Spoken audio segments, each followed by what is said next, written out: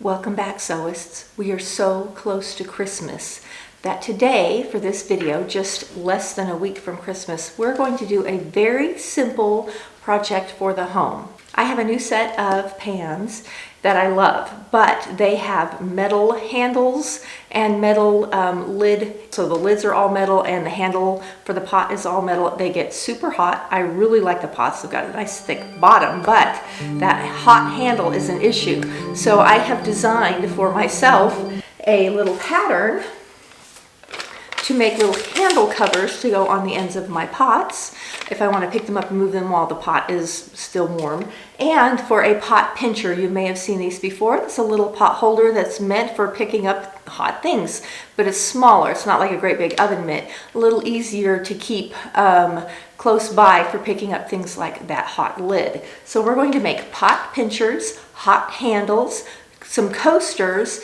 and I'm also going to make just a regular pot holder trivet today. I've got some really cute fabrics to share with you, so I'm going to turn it down and show you what we're going to be cutting with. Okay, this is what we're going to be using inside our pot holders. It is called Insulbright. I got mine from Hobby Lobby. You can also get it from, I believe, Walmart. You can get it at Joann Fabrics. And if you look, you can kind of see a metallic thread. It's sparkly in there. You can also kind of see it on the edge. This is meant for pot holders. You don't want to use regular batting. The heat will transfer through, so you need something like this. I have 1 yard of that. And then this is a scrap buster. These are some scraps. I've actually got my practice ones cut out. Since I cut them out, I've changed the pattern, but I'm going to sew up a little bit of each of these. These came from Hobby Lobby. And then we need bias tape, and I pulled out bias tape out of my stash too. I really think for the most part the 1/2 inch is the easiest to work with, but I also have some narrower double fold too that we might use. And then using regular batting, we're going to do a couple different coaster options. I've made patterns for you guys if you want to print out what I have made. It's going to have all 4 of the little patterns together. There's really nothing to it. Like, you could easily draw these out yourself and do exactly what you want. There's a load of patterns out there that you can buy for just a few dollars. If you want something more special, if you want something that's pieced and quilted, we will doing a very small amount of quilting through the batting that we've chosen today, but we're not going to be doing a ton of like piecing. I'm going to keep these pretty simple so I can make quite a few, have them in the drawer and use them, and I probably will give a few away as last minute Christmas gifts too. So let's cut. I forgot to mention the outfit that I'm wearing today. I will link this. It's a dolman top. It's so fast and easy. I have made this quite a few times. I usually choose a sweater knit, but I love it. It's also easily snags. I just noticed when I put it on, it has a couple little snags, and I even had to repair a little hole because it's so delicate it pulls, but I sure like this fabric. And it's just got enough shine and sparkle to look holiday and special. So I'll link below to this, and I'm also wearing my Itch to Stitch jeans. Both of those will be linked below if you would like to sew those. I am layering and cutting. So I have got my Olfa cutter, my rotary cutter mat out, and I'm just going to stack and layer the 4 layers. I've got 1/3 of a yard of fabric is what I bought for this. This is a great scrap buster. I've also got some back there that are not even that I will cut out independently because they're wonky scraps. But I'm going to just cut a whole bunch out because I can just sit and sew and sew. These are going to be so fast and easy to sew. And then I could even slide under the batting. I have to, I'm thinking it through first. I think I will slide the batting under. I will at least get 1 cut of everything, and then if I need to cut a second, I can come back and do it. So layer and cut. If you have a rotary cutter, this is the way to go.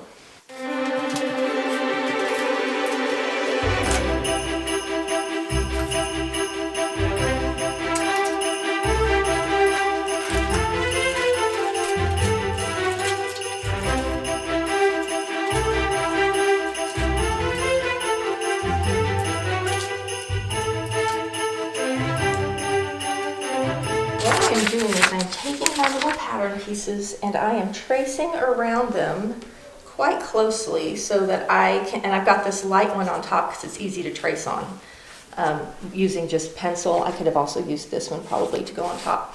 This is the one that's directional. You can see that all the chickens face one way.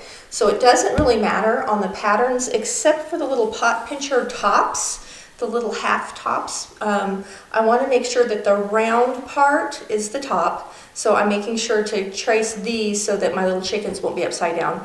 That's me being super fussy. It doesn't really matter. So if you look really closely, you can see here's my pot pincher tops. Here's a big trivet or just circle pot holder. I did it real light so it doesn't show up. I've got 2 more pot pincher little small pieces, 1 pot pincher. Here's a hot handle. And now when I cut this out, I'm getting 2. I'm getting 1 out of each set of fabrics. So I'm going to trace off 1 more pot pincher. So I have 2 pot pinchers, and then I'll probably do another trivet. I've not even used half my fabric. I'm not going to trace, I'm going to write my coasters on here, but I'm not going to cut them out of this fabric here. I don't want them out of this. I'm going to use regular batting for the coasters. Though if you want a coaster that you could put a super hot mug on or something like that, a soup, you know, like a mug of soup or something like that, go ahead and use your Insulbright, your thermal batting, and hopefully you can see up close how you can see the little metallic in it. If you need it to be super duper durable or super duper thermal, cut 2 layers of your Insulbright. Okay, so I started cutting out with my rotary cutter, and I quickly found that the 4 layers plus this Insulbright is a little bit much for my cutter, so I pulled out this. I inherited this. This has got to be from the 1960s, I think. It's quite old. It's Dritz electric scissors. I don't know, it's quite old. Works great, however. So I pulled it out and look at that. So it cuts through the layers, including the Insulbright, just fine. This stuff, because it has little metal flecks, is hard on scissors, and I actually would not recommend using your finest scissors on it. I would use, these are my paper scissors. If you're going to use a scissor or something like that, or plan on changing your blades.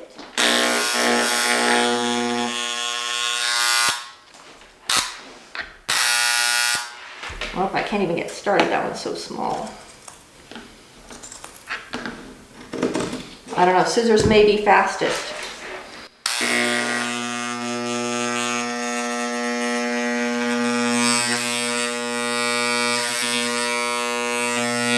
These are a little finicky. It likes going one way but not the other. Just see how it lifts up when you use a scissor, especially a fat scissor like this one, which then dislodges your arrangement a little bit.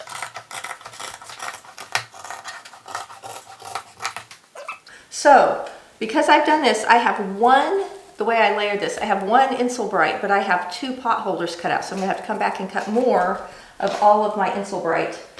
Alright, so here's my little stack of coasters. I have 4 cut of each colorway, of each little design that I'm going to do.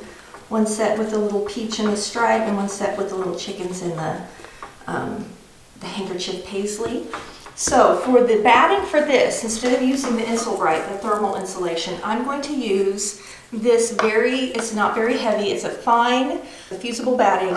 I'm just going to cut 4 circles out of this. I'll fuse 1 circle to whatever I consider to be my right side, which in this case will be the little peaches and the little chickens. And then we will be ready to head over and start sewing. I have everything else stacked on my ironing board waiting for me, and I'm going to set it up with just white thread. I'm going to just sew everything in white thread as far as the quilting part, or where I do my stitching to hold all my pieces together, and then I'll switch the thread color to match my bias tape after that. Alright, I have stacks and stacks that I have cut out, and what we're doing is making sandwiches. So for the coasters, I have fused the side that I consider the right side. So I fused my batting to what I consider the right side, and I just made a little sandwich and put the other one on the wrong side. And I might, on these, I might not quilt through. But anyway, I'll show you how to do the little quilting part in just a minute. It's not piecing, we're just doing some top stitching to hold everything down together.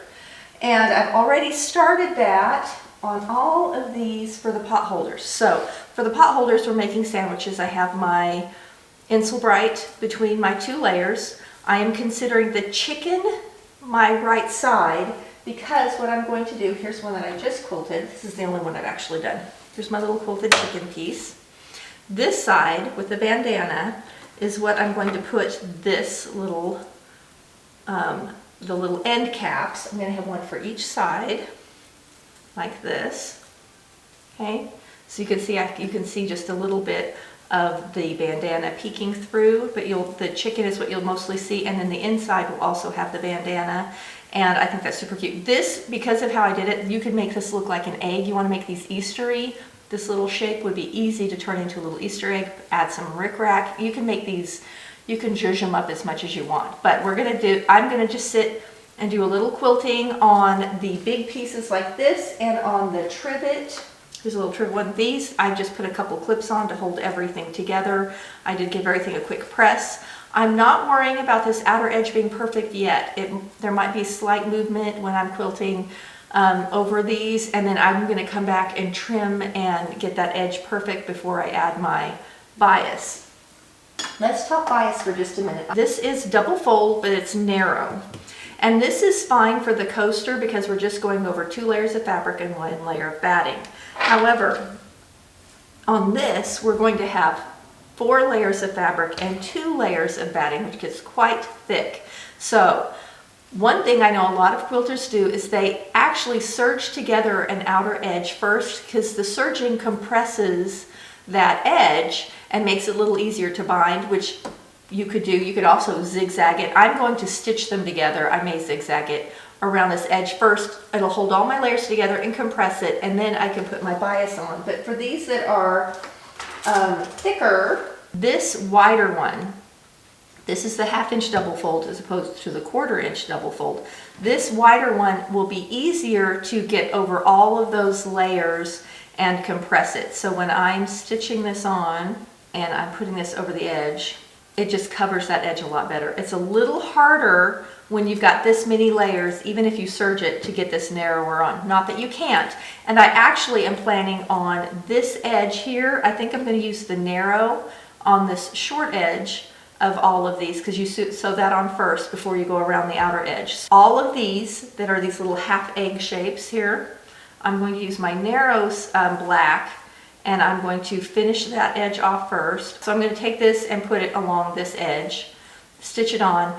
I'm going to do all of the quilting that I want to do first because I'm doing that in white. Then I will switch to black thread to do my bias for my chicken fabric. And then the other one is pink. I have a coral colored for my peaches fabric.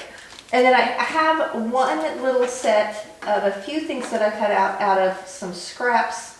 This was my original pattern that I did not put online. I have a hot handle that's sort of Christmassy. I think it's super cute. And I have one pot pincher that's Christmassy. This one's a little more squared off. I only have narrow for this, but I do have one piece that's sort of a natural. I would much rather have red or burgundy, but I may go ahead and do it with this. This one may not get finished for the video just because I don't have the bias I want. I had ordered some to do a whole bunch out of this Christmas stuff. Joann's had their doorbuster sale last weekend or 2 weekends ago. I ordered my Insulbright. I ordered some fabric for a project that I was going to sew this weekend that hasn't arrived, and I ordered a bunch of cute bias tape. Everything was on sale. I got a good deal. I was so excited, but it all got backlogged. The only thing that arrived is one spool of black thread. So I have a whole order of stuff coming. When it does, maybe I'll do a short haul over on Instagram. I do that once in a while. I just did a Hobby Lobby haul on there. If you don't follow me on Instagram, I have it linked below if you want to see what I do. I do shorter reels and promotional stuff for these videos, and sometimes just what's happening in my life over there. Anyway, let's quilt. I will do a few little close-ups just so you can see how this looks. There's nothing to it. If you have a walking foot or an even feed foot, engage it. Also use a straight stitch foot if you have it. It just gives you more stability around the needle. I am not being super picky about this being a perfect anything. I'm just not. These are little pot holders for around the house, so I'm not going to be make it a make it anything too nitpicky, but I always want it to look nice. I don't ever want it to look too goofy. Now, you could easily do a wavy line, you could do a diamond in the middle, or you could completely skip it because it's so small. That's up to you. But I'm gonna just sit here and do some little top stitched quilting on all of these big pieces, and then we'll put these things together. This is such a fast project. You do not need to backstitch for the quilting part because you're going to overlap all of those edges with bias later. So I just go edge to edge, no backstitching, come back and trim all my little threads.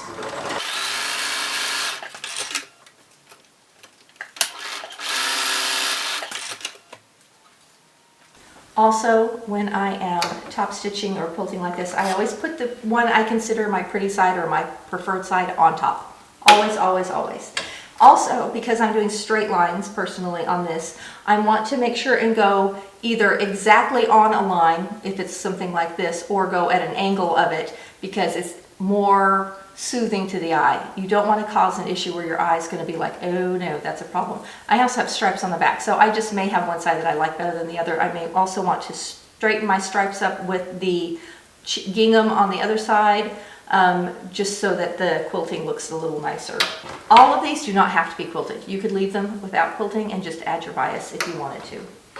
I just finished, if you're listening to something, I'm doing Christmas, I'm finishing up a few Christmas. I started the Peter Shandy's Rescue Mary again with my mom. She hadn't heard it yet and we are enjoying it, laughing a lot. It's such a good, it's my favorite Christmas mystery, cozy mystery. It truly is a cozy, comforting book to me.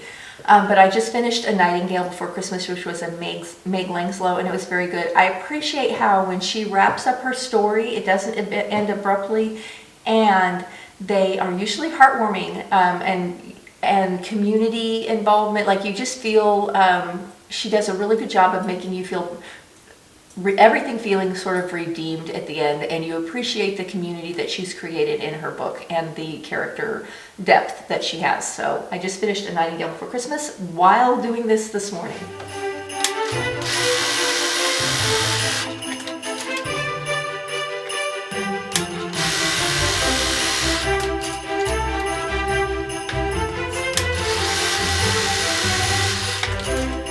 Let's talk about this cute little thing right here. You may have something that looks like this that came with your sewing machine or with one of your sewing feet, especially if you have a walking foot or an even feed foot or a straight stitch like a quilter's 1/4 inch foot. It's just, it's got a little leg and a little rod, and it actually slides into your foot. Now sometimes they'll even have a little screw or a way to tighten it down so it stays in place, but this is to help you keep your top stitching even. So I can set it so far from the needle, so I'm going to set it so I'm sewing the same, and then when you stitch, your lines will be evenly spaced apart.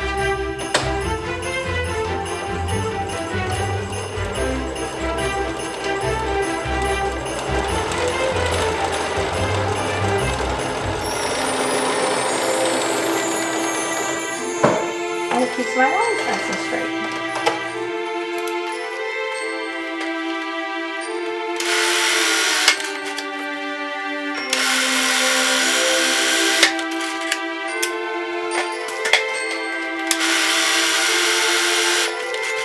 Now when I'm all done going around this and getting my quilting, I'm going to come back, trim off all of those threads, and even up anywhere where if I have any little bit of movement to make my circle nice and pretty again, so that I don't end up with like the batting showing on either the right or the wrong side. Okay, I'm going to sit here and just do quilting on all of my trivet pieces and on all of these, the pot pinchers, the big oval, and then I'm going to also do it on my hot handles. And then we'll come back and assemble. So I'll see you in a bit. I'm going to just be sewing and sewing and sewing for a while, and it's boring to watch. I am just lining up my last row of stitching with this line here just to keep everything straight. It's pretty easy to keep it straight. And I have the even feed foot, which you can see back here. If you have a walking foot, that's excellent and would work too.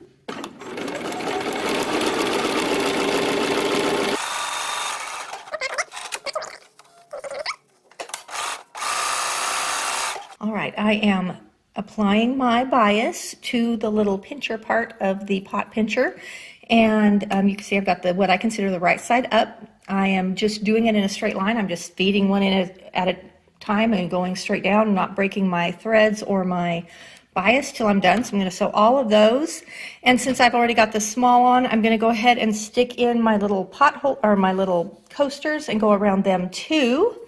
Let me show you how. This is my hot handle, and I just did a couple diagonal lines and one straight down the middle to make it easy to fold it, because this one's going to get folded with the bias going around it, but it also is going to get this edge done. So I'm going to stick this edge in while I'm doing it with the narrow, and then after that, everything I'm going to use will be the wide bias. So the wide bias will go around this, and will go around this. This could be either, honestly, because it only has one layer, and the wide bias will hold this to this. I'll show you in a minute, but that's where we're at.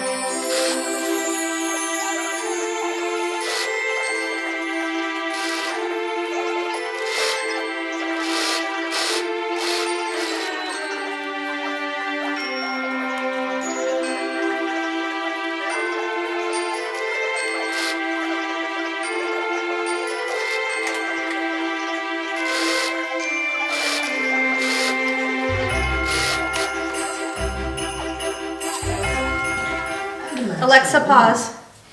So here you can see them all strung together with the narrow, and I'm just going to clip them apart. This one needs trued up a little bit, and then I will be ready to start assembling. I'm going to go ahead and go around my little coasters first, though, with what's left of this narrow. Just using up out of my stash some of the bias that I had in there. I had actually ordered a really cute red and white gingham check and a red and white polka dot and a couple of other really cute sort of contrast bias tapes to go with this, but they're not going to arrive in time, so we're going to just stick with plain black. When working with bias, a double fold, when it's folded in half like this, one side, if you look really closely, will be shorter than the other, and the short side you want on top when you're sewing, and that will guarantee you're always catching the bottom layer if you have the short side on top.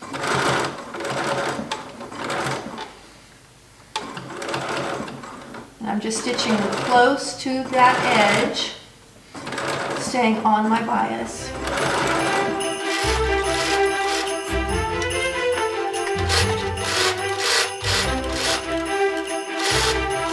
Now, when they overlap, you overlap one end over the other. There's lots of things you can do. You can fold under and stitch it so you don't have a raw edge. You can zigzag over that, or you can just cut it and live with it. It doesn't fray as bad when something's been cut on the bias. I am going to overlap it so that my first raw edge is completely covered, and then I'm just going to straight stitch across and snip it off. I may come back later and stitch over that raw edge, and I may not.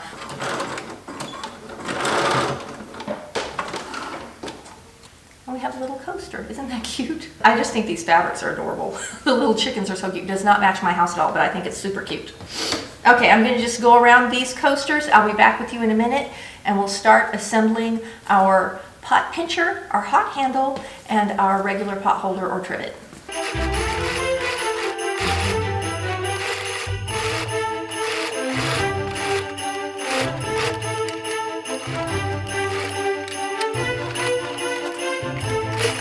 We're on to part two. I've already done the bottom of my little hot handle, and I've just used my clips to hold on my bias to go around the shape. I'm just going to go to the edge. I'm going to zigzag these little ends when I'm done, one down here at the bottom and this one here, just to keep from fraying, and I'm just going around. You can kind of see.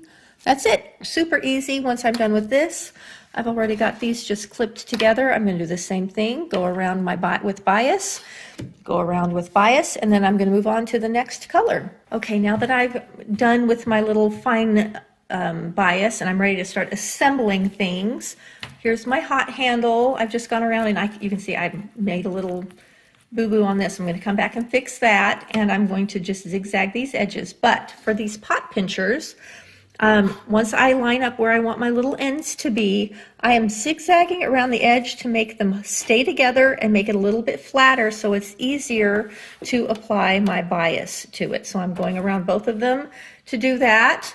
And then we will apply our bias, and I'm going to come and fix this. I'm also going to come and do a little zigzag where all of these come together and then make that nice and smooth.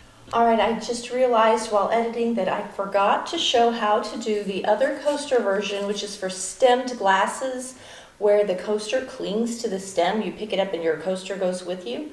So my stemmed glasses are a little bigger. Well, they're probably average, actually. I have two sizes, big and small, and I'm going to make for the bigger glass. So I'm actually taking my little coaster piece, and I have traced around it an extra 1/4 inch, so I've added a 1/4 inch all the way around so it'll be the right size. I am going to cut out 4, 5, or 6 circles, depending on how many little overlaps you want for your stem. You could have just 2, you could have 3, you could have 4. So I'm going to cut out these fabrics just for an example for you, and I need 1 circle out of our fusible batting. Meet you over at the sewing machine.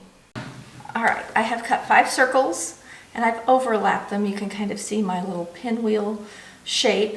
This is my glass, so you can see how much larger it is than the glass before sewing. I've also got, this will be the inside of the coaster. I've got my fusible batting, and then this will be the back side or the outside of the coaster when I'm through sewing. So I'm just going to go around the circle to hold everything together.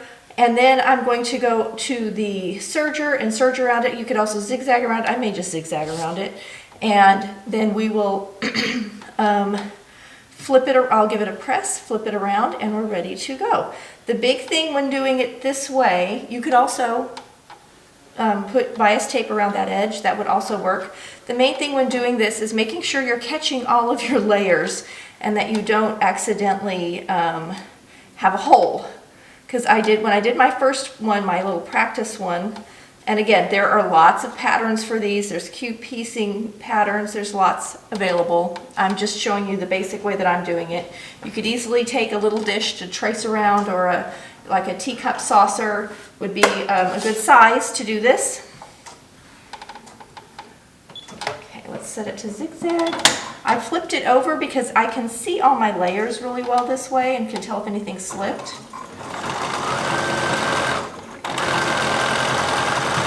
I have it set for zigzag just because it's compressing everything, making it a little easier. Now the circles, I didn't say, but the little circles on top, I just folded in half. Let me find a circle. So all of those circles that are overlapping, I just took a whole circle, folded it in half, and pressed it. That's what is making the little overlapping lip for the for this kind of coaster. It's called a stem wear coaster, and it literally clings to your glass. It flips over the top of the stem so that your coaster moves with your glass.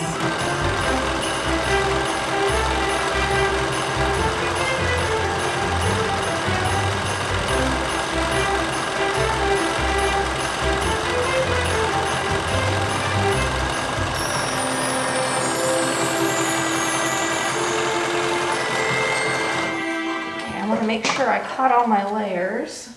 All right, so once you've done that, it's ready to be flipped around and pressed, and then it'll go right on your glass. So I'm just going to flip it around. I did zigzag it. Serging always looks neater.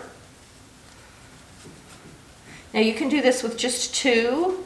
I did 3, and I've seen it done with 4. If you do 4, you don't want your circles to quite meet in the middle. It makes it quite hard to get on the glass unless you make it oversized. And then it's sort of floppy. So there it is before pressing, and then your glass just flips right inside like that, and your coaster goes where you go. I need to give it a press, but that's it. If you want to try making this coaster, do enlarge the circle if you have regular size stem wire like I do. It's too small the way I made it. I may actually go in and just make a bigger circle and stick on that same sheet.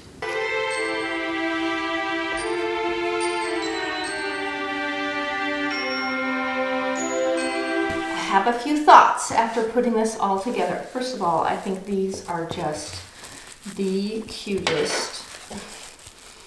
Another cute little pot pincher and the trivet, basic little trivet, cute little pot pinchers, a few little coasters, and a hot handle. Let me show you how they look on a pot. I have a few thoughts, but let me just show you. Here is my pot. Look at how easy that little handle, and it stays on nice. It doesn't twist. If you want to make these for your own pots, what I did was fold a sheet of paper over it, give myself some seam allowance, and trace around it. So these fit my pots perfectly. If you have, these are Cuisinart. If you have Cuisinarts, this hot handle should fit great.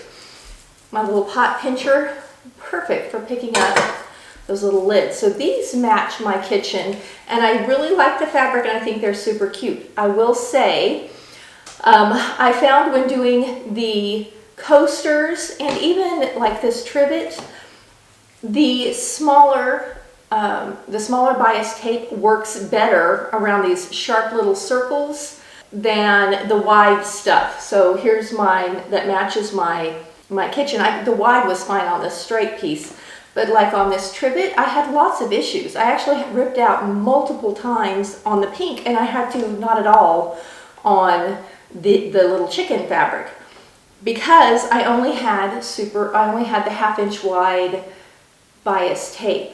So if I were going to do this again, and actually I stopped on the coasters. The coasters just did not look good with this wide bias. It really needs a narrower bias.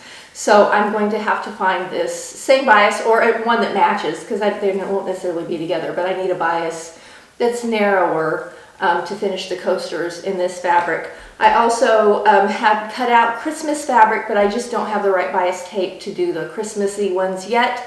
I only had narrow. I really prefer doing this method where I had narrow and wide together. I think it just works out so much better. So I really want to go get some wide.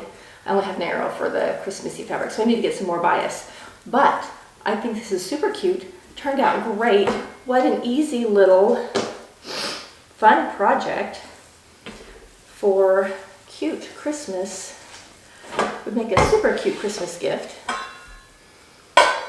Thanks for sewing with me today. I will see you next week for another fun video.